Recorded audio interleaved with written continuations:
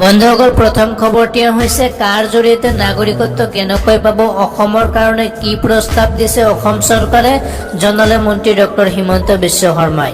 দুদিনমান পূৰ্বে ধৰ্মীয় উৎপীড়নৰ বলি হোৱাৰ প্ৰমাণ নিদিলেও যিকোনো লোকে নাগৰিকত্বৰ আবেদন কৰিব পাৰিব বুলি দিল্লীত সংবাদ মাধ্যমত কৈছিল নেডাৰ আহ্বায়ক তথা অসম চৰকাৰৰ মন্ত্ৰী ডক্টৰ হিমন্ত বিশ্ব শৰ্মাই। শনিবাৰে এই প্ৰশ্নটোকে কৰা হৈছিল মন্ত্ৰীগৰাকীক। প্ৰশ্নৰ উত্তৰত মন্ত্ৰীগৰাকীয়ে ক'লে, মই কোৱা নাই যে ধৰ্মীয় উৎপীড়নৰ বলি হোৱাৰ প্ৰমাণ দিব নালাগে বুলি। মই কৈছো যে এইটো জটিল বিষয়। বাংলাদেশত ধৰ্মীয় উৎপীড়নৰ বলি হোৱা মানুহজনে বাংলাদেশৰ পৰা দেখোন থানাত দিয়া FIR আনিব লাগিব। পৰিৱেশ কি আছিল সেয়াই প্ৰমাণ হ'ব। সকলো কথাৰে প্ৰমাণ নথিৰে নহয়, তিনিটা বিশেষ প্ৰমাণ দিব লাগিব এজন লোকে নাগৰিকত্ব লাভ কৰিবলৈ। হিমন্ত বিশ্ব শৰ্মাৰ লগতে সংযোগ কৰিলে, প্ৰথমে মানুহজন যে চুবুৰীয়া তিনি ৰাষ্ট্ৰৰ ধৰ্মীয় সংখ্যালঘু হয় সেইটো প্ৰমাণ দিব লাগিব। দ্বিতীয়তে আবেদনকাৰীয়ে প্ৰমাণ দিব লাগিব আবেদনকাৰীয়ে 2014 চনৰ পূৰ্বে আহিছিল ভাৰতলৈ।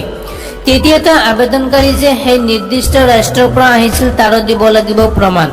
কি নথিৰ কথা ক'লে মন্ত্ৰী ডক্টৰ হিমন্ত বিশ্ব শৰ্মাই? আবেদনকাৰীয়ে 2014 চনৰ পূৰ্বে ভাৰত বা অসমলৈ আহিছিল তাৰ তথ্য প্ৰমাণ দিবই লাগিব। তাৰ বাবে আবেদনকাৰীয়ে দিব লাগিব 2014 পূৰ্বে প্ৰস্তুত কৰা নিৰ্ভেজাল বেংক একাউণ্টৰ নথি। 2014 চনৰ পূৰ্বে ভোটাৰ তালিকাত NRCত আবেদন কৰা ARN নম্বৰ, অসমতো 2014 চনৰ পূৰ্বে থকা ঘৰৰ ঠিকনাৰ প্ৰমাণ। হিমন্ত বিশ্ব শৰ্মাই লগতে সংযোগ কৰিলে, অসম চৰকাৰৰ ফালৰ পৰা গৃহ মন্ত্ৰালয়ক প্ৰস্তাৱ দিয়া হৈছে যাতে অসমৰ বাবে হয় পৃথক ৰুল ফ্ৰেম, য'ত আবেদনকাৰীয়ে দিব লাগিব 2014 চনৰ পূৰ্বে ভোটাৰ তালিকা, 2014 পূৰ্বে খোলা বেংক একাউণ্ট, 1975 চনৰ পৰা সেৱাৰ পোৱা প্ৰমাণ পত্ৰ, NRCত আবেদন কৰা ARN নম্বৰ। শনিবাৰে মন্ত্ৰীগৰাকীয়ে এই কথাখিনিৰ লগতে ক'লে যে 3 মাহ সময়হে দিয়া হ'ব কাৰ জৰিয়তে নাগৰিকত্ব আবেদনৰ বাবে। বন্ধুসকল, তাৰপিছত 2 নম্বৰ খবৰটি হৈছে সৰ্বানন্দ সোণোৱাল মন্ত্ৰীসভাৰ হাল সলনি, শিক্ষামন্ত্ৰীৰ দায়িত্ব পুনৰ হিমন্ত বিশ্ব শৰ্মাক। সোণোৱাল মন্ত্ৰীসভাৰ ৰদ বদল আনুষ্ঠানিক, নতুন তালিকাত ব্যাপক হাল সলনি কৰা হৈছে। সিদ্ধাৰ্থ ভট্টাচাৰ্যৰ পৰা শিক্ষা বিভাগ আঁতৰাই আকৌ মন্ত্ৰী ডক্টৰ হিমন্ত বিশ্ব শৰ্মাক শিক্ষা বিভাগৰ দায়িত্ব অৰ্পণ কৰা হৈছে। ভৱেশ কলিতাই শিক্ষা বিভাগৰ ৰাজ্যমন্ত্ৰীৰ দায়িত্ব পালন কৰিব। পীযুষ হাজৰিকাই নগৰ উন্নয়ন প্ৰণালী উন্নয়ন বিভাগৰ দায়িত্ব লাভ কৰিছে। নতুনকৈ শপত লোৱা যোগেন মোহনে দুটাকৈ গুৰুত্বপূৰ্ণ বিভাগ গড়গাপ্তানী আৰু ৰাজহৰ ৰাজ্যমন্ত্ৰীৰ বাবে পাইছে।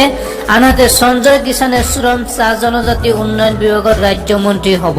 छोटी सी रिक्वेस्ट है कि नीचे पे ना लाल कलर का प्यारा सा सब्सक्राइब का बटन दिख रहा होगा, बस उसे दबा दो यार। मतलब इस चैनल को सब्सक्राइब करो यार, क्योंकि इस चैनल पे ऐसे ही इंटरेस्टिंग वीडियोस आते रहते हैं।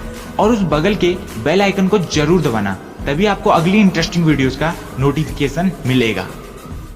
তাৰপিছত 3 নম্বৰ খবৰটি হৈছে পুনৰ নাগৰিকত্ব সংশোধনী আইন বিৰোধী প্ৰতিবাদকাৰীসকলক লৈ বিতৰ্কিত মন্তব্য পশ্চিমবংগ বিজেপিৰ সভাপতি দিলীপ ঘোষৰ। পুনৰ নাগৰিকত্ব সংশোধনী আইন বিৰোধী প্ৰতিবাদকাৰীসকলক লৈ বিতৰ্কিত মন্তব্য পশ্চিমবংগ বিজেপিৰ সভাপতি দিলীপ ঘোষৰ। এইবাৰ নাগৰিকত্ব সংশোধনী বিৰোধিতা কৰা বুদ্ধিজীৱীক লৈ তীৰ্যক মন্তব্য কৰিছে ঘোষে। ঘোষে আইনখনৰ বিৰোধিতা কৰা বুদ্ধিজীৱীসকলক বুদ্ধিজীৱীক শয়তান আখ্যা দিছে। শনিবাৰে হাওড়াত অনুষ্ঠিত বিজেপিৰ এক সভাত এই বিতৰ্কিত মন্তব্য কৰে পশ্চিমবংগ বিজেপিৰ সভাপতিগৰাকীয়ে।